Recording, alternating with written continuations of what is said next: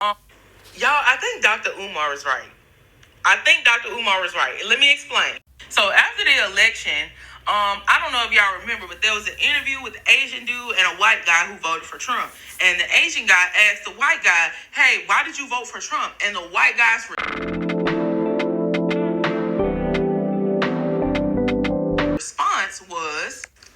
response was that he wants to basically keep the white race growing, and he doesn't want the white race to decline by population and numbers.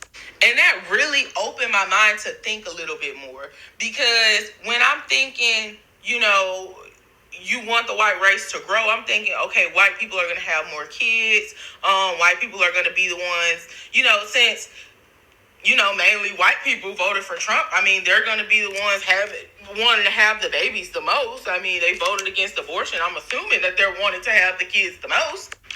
But it's not that simple. Let me tell y'all something.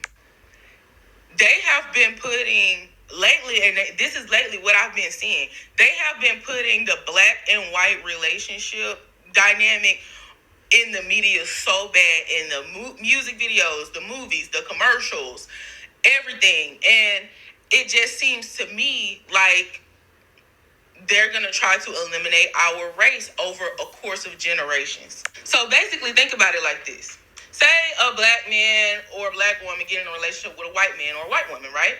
And the white woman or the black woman ends up getting pregnant, having a baby, a mixed baby. That baby then grows up and ends up, if they normalize it so much, the baby is going to grow up and be, most likely end up with a white partner. It's very likely, y'all. So he's not eliminating the bloodline that raised him, eliminate the black bloodline that's coming after him. So it would not be that way if he was getting in the relationship with a black person, or she was getting in a relationship with a black man. It would be like slowly erasing our race, if that makes sense. Like, if white people are going to keep making decisions that keep us outnumbered by them. Because I don't know if y'all know this or not, but all of the colored people in the entire globe, it is like so many times more than the amount of white people and Europeans on the globe. Like, I need y'all to understand, we outnumber them globally, yes, but not nationally, not here in the U.S. So if they say we can't beat and kill them and we can't lock all of them up in jail, so the easiest way to keep them outnumbered is to make them erase their own race. Y'all, this unlocks so much in me mentally, because it makes me think, like, the stuff that we argue about be propaganda. Like, we sit up here and, like, black men sit up here and talk about how they don't like black women. They only like white girls. Y'all, all of this stuff is very much planned. It is not like, it's not just put in place like that by accident. When you see a majority of black women on TV, even Tyler Perry movies, there's gonna be a terrible black woman stereotype, a dangerous black woman stereotype that they're pushing on that exact show or movie or commercial.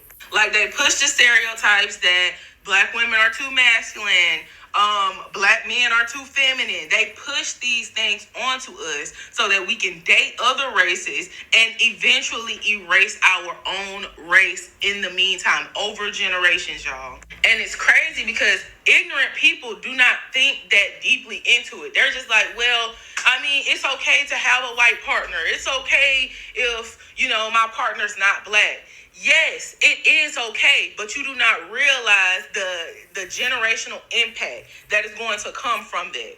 That's why I say Dr. Umar not wrong about everything he's saying. He's Pan-African, trying to keep up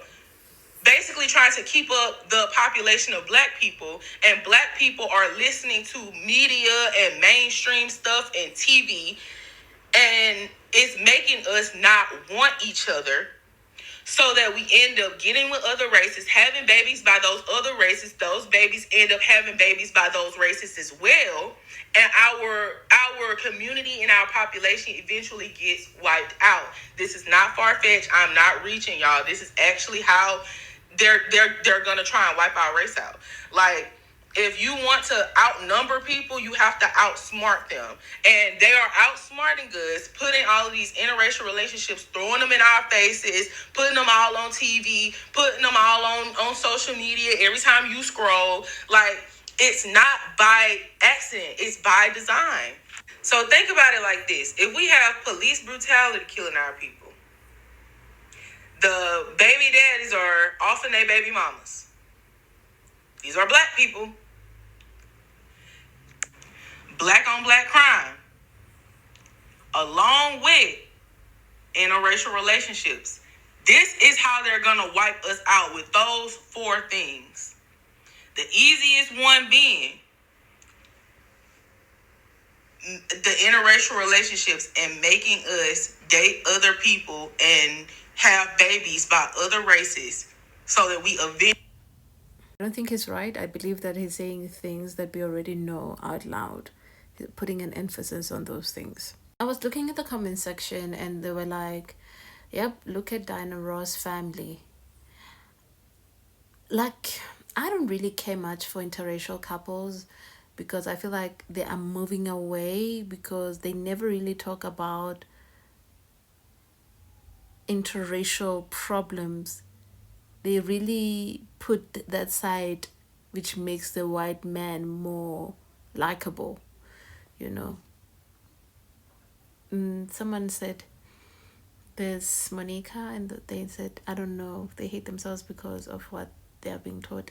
I wish people knew, but until they do this, we'll continue. I like my meat dog down to the chicken. Anyway, I see what you're saying. Lol, Diana Ross family, the grandkids don't look like they have a drop of black in them. My whole family is mixed.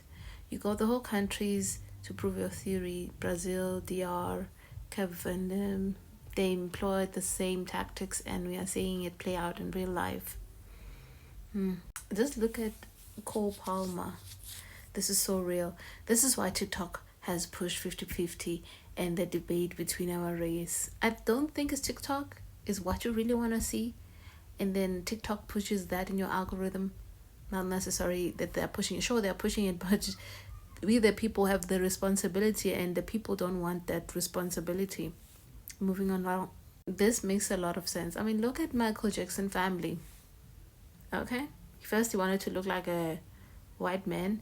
And then he got all these white babies. Anyways. My dad has pointed this out to me years ago.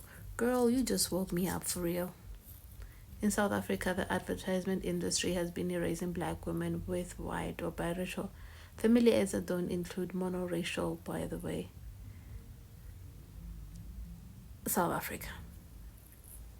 This country is hell in itself. And people like that. And black people don't like to be held accountable, especially in this country. They don't like themselves. Loving themselves is something that we don't see from black people here. And because they don't love themselves, our problems will continue to amplify. It's not even the system at this point, as you. You're addicted to the system. And it keeps you from being productive. It keeps you from making decisions that will benefit you because you are comfortable. You're comfortable with where you are. I've been noticing this for years. Me too. UMAR is not saying something that's out of the moon. He's saying something that has always been known. He's just amplifying that. You know, him as a person, I just feel like UMAR is part of that problem that needs to be discussed. He doesn't necessarily want the power to go away. He wants to be part of the problem. If he gets proper funding, that's why his tune has been sweeping around lately, putting an emphasis on white women lately. So UMAR is a problem. So let's leave it at that.